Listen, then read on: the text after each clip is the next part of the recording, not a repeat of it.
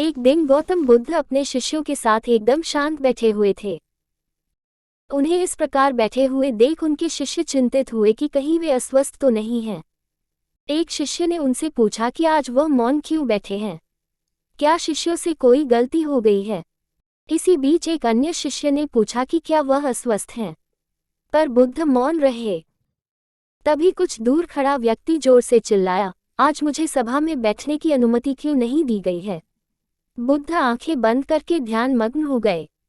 वह व्यक्ति फिर से चिल्लाया, मुझे प्रवेश की अनुमति क्यों नहीं मिली। इस बीच एक उदार शिष्य ने उसका पक्ष लेते हुए कहा कि उसे सभा में आने की अनुमति प्रदान की जाए। बुद्ध ने आंखें खोली और बोले, नहीं, वह अछूत है, उसे आज्ञा नहीं दी जा सकती। यह सुन शिष्यों को बड़ा आश्चर्य हुआ। बुद्ध उनके मन का भाव समझ गए और बोले, हाँ, वह अछूत है।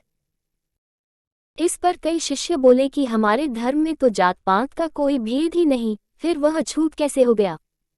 तब बुद्ध ने समझाया, आज वह क्रोधित होकर आया है। क्रोध से जीवन की एकाग्रता भंग होती है।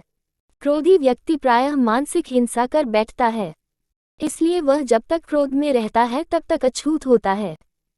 इसलिए उसे कुछ समय एकांत में ही खड़े रहना चाहिए।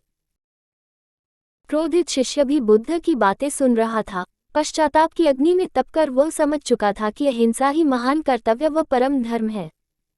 वह बुद्ध के चरणों में गिर पड़ा और कभी क्रोध न करने की शपथ ली।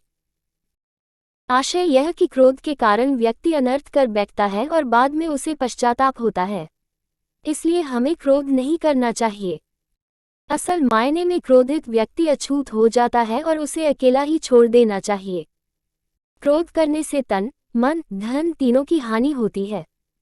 क्रोध से ज्यादा हानिकारक कोई और वस्तु नहीं है। बुद्ध ने कहा भी है, क्रोध को पाले रखना गर्म कोयले को किसी और पर फेंकने की नीयत से पकड़े रहने के समान है, इसमें आप ही जलते हैं।